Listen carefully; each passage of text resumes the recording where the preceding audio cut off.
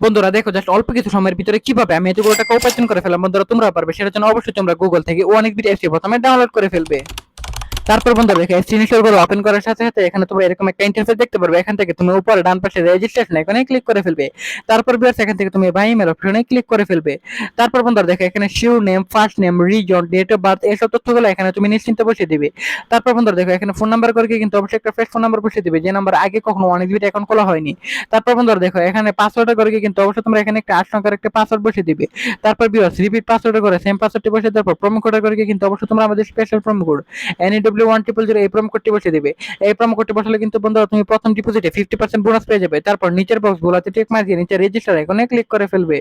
তারপর বন্ধুরা দেখো এখানে কিন্তু অলরেডি আমাদের অ্যাকাউন্ট খোলা হয়ে গেছে। সো বন্ধুরা আমি এখান থেকে টপ লাইভ থেকে এই গেমটি সিলেক্টেড করে ফেলাম।